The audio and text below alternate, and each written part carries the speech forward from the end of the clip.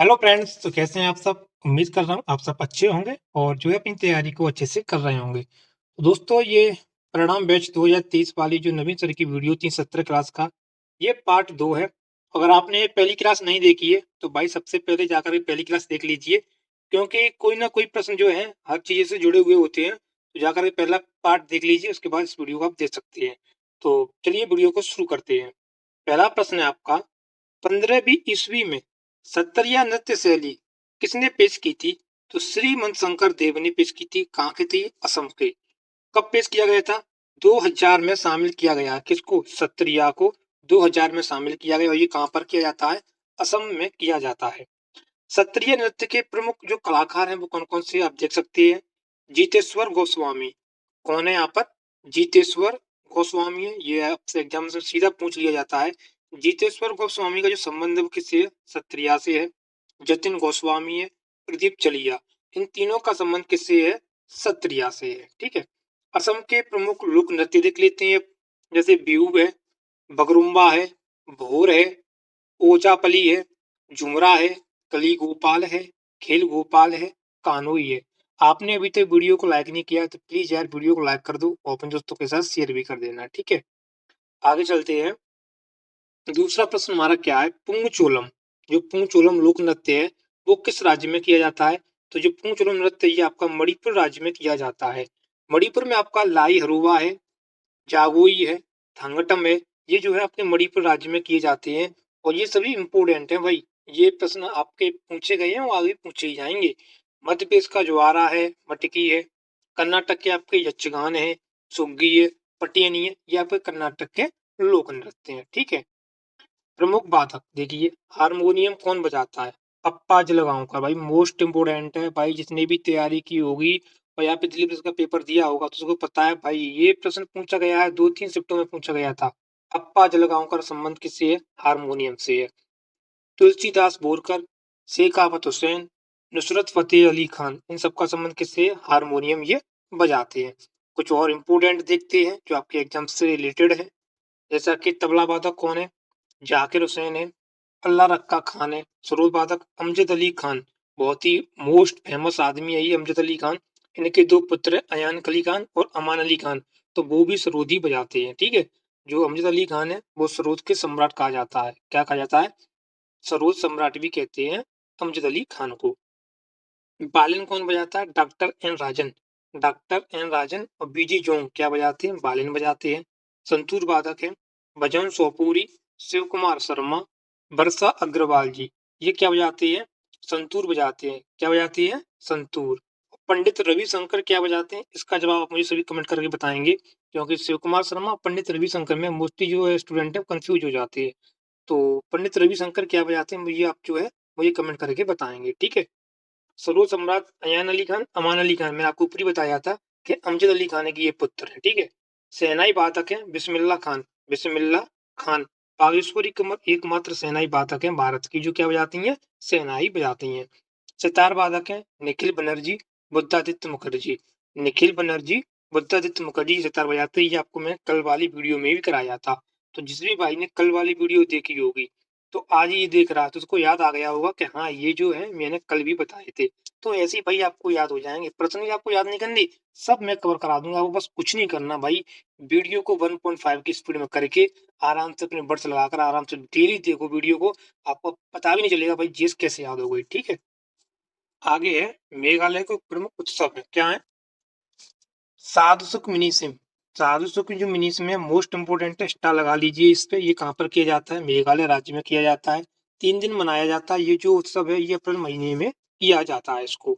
मेघालय के कुछ अन्य फेस्टिवल हैं जैसे लाओ फेस्टिवल है, बेदीन खलम है, बांग्ला फेस्टिवल मोस्ट इम्पोर्टेंट है, नोंग क्रेम मोस्ट इम्पोर्टेंट है भाई। जैसे कि उड़ीसा, ये कुछ पट्टा चित्र शैलियां हैं जो आपकी चित्रकारी से संबंधित होती हैं। ये भी मोस्ट इम्पोर्टेंट है आपकी। जैसे उड़ीसा में पट्टा चित्र शैली है, यानी कि पेटिंग है, पेंटिंग, सोरा है। ये सब कहाँ की जाती है? उड़ीसा में की जाती है। महाराष्ट्र की फेमस है बार्ली पेंटिंग। कौन सी बार्ली पेंटिंग? इस पर स्टार लगे, नबी सर ने बता दिया भाई, स्टार लगा लो इस पे। तो वही चीज आप समझ सकते हो कितनी इंपॉर्टेंट बार्ली पेंटिंग कहाँ की? महाराष्ट्र की। गुजरात की पिथौरा पेंटिंग है। बिहार की मधुबनी, भाई मोस्ट इंपोर्टेंट है मधुबनी और मिथिला। ये कहाँ की जाती पेंटिंग? बिहार में। आंध्र प्रदेश की कलमकारी कहाँ की है? कलमकारी आंध्र प्रदेश की है। राजस्थान की फंड और मंडाना कहाँ की? राजस्थान की है। तमिलनाडु की कोल्लम और तंजौर कहाँ की? ये शैलियां हैं आपकी जो है तमिलनाडु राज्य की हैं। ठीक है, आगे है लास्ट में आपका काल मेजुतु कहाँ की पट्टचित्र शैली? आपकी केरल राज्य की है। ठीक है, आगे चलते हैं। नई दिल्ली में पहली बार एशियाई खेलों का आयोजन कब किया गया था?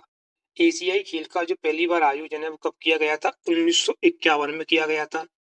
जो पहली बार एशियाई खेल आयोजित किए गए इसमें टोटल जो है 11 देशों ने हिस्सा लिया था। पहले स्थान पर जापान आया था 60 मेडल के साथ। दूसरे स्थान पर भारत आया था 51 मेडल के साथ, जिसमें से 15 गोल्ड भारत ने जीते थे। 1951 में जो पहला गोल्ड है वो किसे मिला था? सचिन नाग को। तैराकी से संबंध है। जो आपका एशियाई गेम्स का जो उद्घाटन है वो किसने किया था? आप कहेंगे सर राजेंद्र प्रसाद ने किया था। किसने किया था? राजेंद्र प्रसाद ने किया था। 1982 में जो 9वें एशियाई खेल हैं भारत में आयोजित किए गए थे, ये सेकंड एशियाई खेल थे। कौन से थे? सेकंड एशियाई खेल भारत में जो आयोजित किए गए थे ये सेकंड एशियाई खेल थे। ठीक है, और इसमें जो है मनीला फिलीपींस में किए गए थे। 1954 में इसका उद्घाटन हुआ था। रमन मैग्सेसे पुरस्कार दिया जाता है। ठीक है, फर्स्ट और सेकंड जो एशियाई गेम्स थे उनमें 3 साल का अंतर है। और वैसे जो है आपका जो एशियाई खेल होते हैं उनमें हर 4-4 साल का गैप होता है। कितने कितने साल का गैप होता है? 4-4 साल का गैप होता है। लेकिन पहले और दूसरे एशियाई खेलों के बीच में 3 साल का अंतर था। 2022 के एशियाई खेल हांगकांग चीन में हुए थे।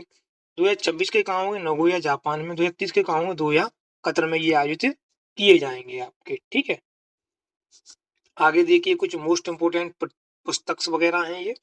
प्लेइंग इट माई वे किसकी है? सचिन तेंदुलेकर। सुनील गावस्कर की सनी डेज, इसमें तो मेरा ही नाम आ गया। सनी डेज किसकी है? सुनील गावस्कर की है। The test of my life Yuvraj Singh की है। ये मतलब जो टेस्ट ऑफ माई लाइफ है ये जो आपको पता होगा 2011 का जब वर्ल्ड कप था उसमें जो युवराज सिंह को कैंसर से वो जूझ रहे थे, उसके बावजूद भी वो क्रिकेट खेलते रहे। तो उसी के ऊपर ये बुक है test of my life Yuvraj Singh की है। प्लेइंग टू विन किसकी है? साइना नेहवाल की है। A century is not enough यानी कोई जरूरी नहीं है आपका 100 ही हो। ये किसकी है? सौरव गांगुली की है। बिलीव यानी अपने ऊपर विश्वास किसकी? सुरेश रैना की है। 28 यानी कि 281 किसकी है? 281 एंड बॉन्ड किसकी है? पीवीएस लक्ष्मण की है। अनब्रेकेबल मैरी कॉम, भाई बहुत ही अच्छी है ये मैरी कॉम की अनब्रेकेबल।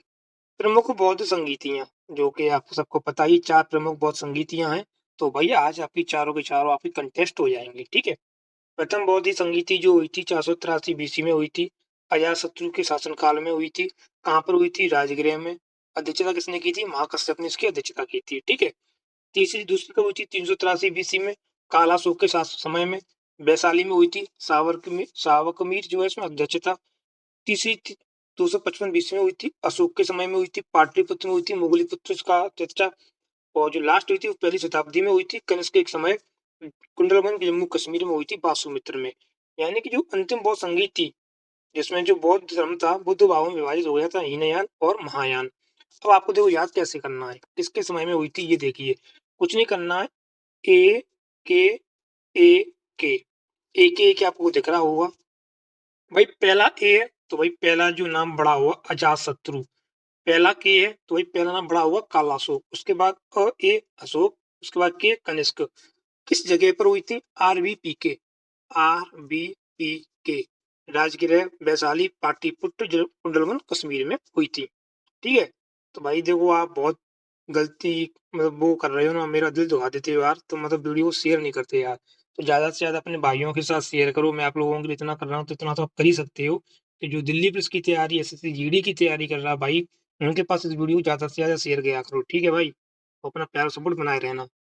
यहाँ सरेंदी के लेखक तारक ए मुबारक शाही के लेखक कौन है? यहाँ सरेंदी।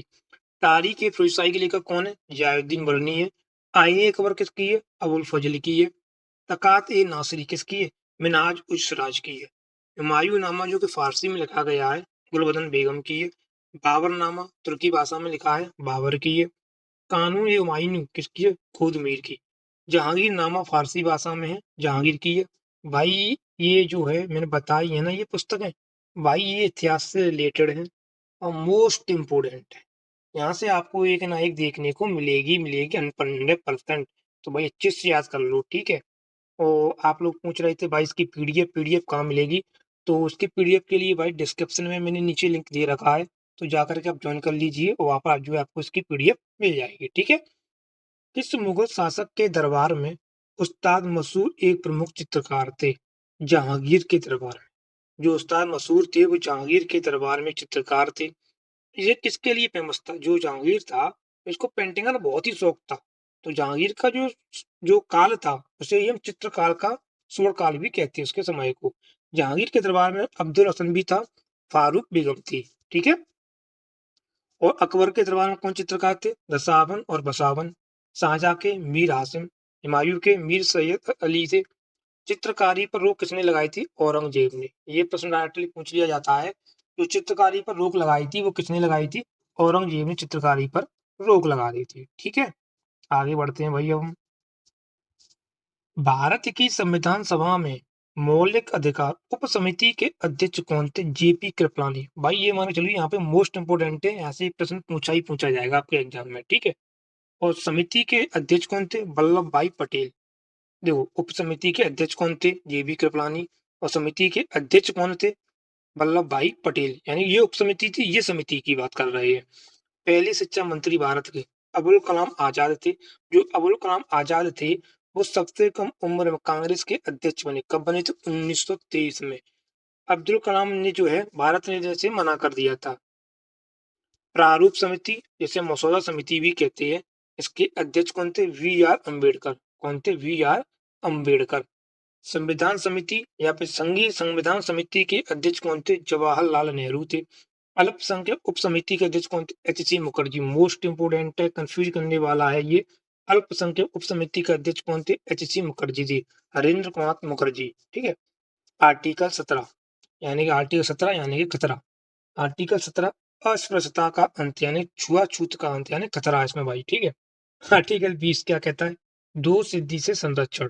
आर्टिकल 18 क्या कहता है? उपाधियों का अंत। जो भी आपने उपाधि ली है ना अभी तक, उन सबका जो है अंत आप जो है आर्टिकल 18 में दिया गया है, ठीक है जी।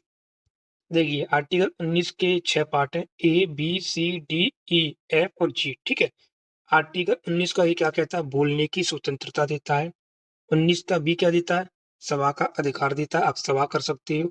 19 का सी कहता है संघ बना सकते हो आप। डी कहता है आवागमन, आप देश में कहीं भी किसी भी स्टेट में आ जा सकते हो, घूम फिर सकते हो, ये स्वतंत्रता देता है कौन? आर्टिकल 19 का डी। आर्टिकल 19 का ई क्या कहता है? बसने का अधिकार। ये कोई जरूरी नहीं है आपका यहाँ पर जन्म हो आप वहीं पर रह सकते हो, नहीं, आप भारत में जहाँ चाहो वहां पर जाकर के बस सकते हो, ठीक है। आर्टिकल 19 का जी क्या कहता है? व्यापार करने का अधिकार है। आर्टिकल एफ, जो आर्टिकल एफ है वो क्या कहता है? संपत्ति का अधिकार है। लेकिन अब इसको क्या कर दिया गया है? हटा दिया गया है। अब इसको संपत्ति के अधिकार से हटाकर इसे मौलिक अधिकार बना दिया गया है। वो आर्टिकल 300 के ए में डाल दिया गया है। ये कैसा हो गया? कानूनी अधिकार इसको कर दिया गया है। कैसे किया गया था? 44वें संविधान संशोधन 1978 के द्वारा इसको हटाया गया था संपत्ति के अधिकार को, ठीक है। आई होप आप सब लोगों को वीडियो जो है पसंद आ रही होगी। मौलिक अधिकार जो है कहाँ से लिए गए थे? ये अमेरिका से लिए गए थे। जो पावर वाली चीजें होती हैं ना वो सब कहाँ मिलती हैं? अमेरिका में। तो अमेरिका से मौलिक अधिकार है, उच्च न्यायालय और सर्वोच्च न्यायालय, ये सब कहाँ से लिए गए? अमेरिका से लिए गए हैं। जो मौलिक अधिकार हैं भाग 3 में आर्टिकल 12 से 35 तक है। आर्टिकल 16 क्या कहता है? लोक नियोजन के अवसर की समानता है। आर्टिकल 22 गिरफ्तारी से संरक्षण है। आर्टिकल 13 मौलिक अधिकारों का उल्लंघन करने वाला कानून शून्य होगा। कैसा होगा? शून्य हुआ। आर्टिकल 14 क्या कहता है?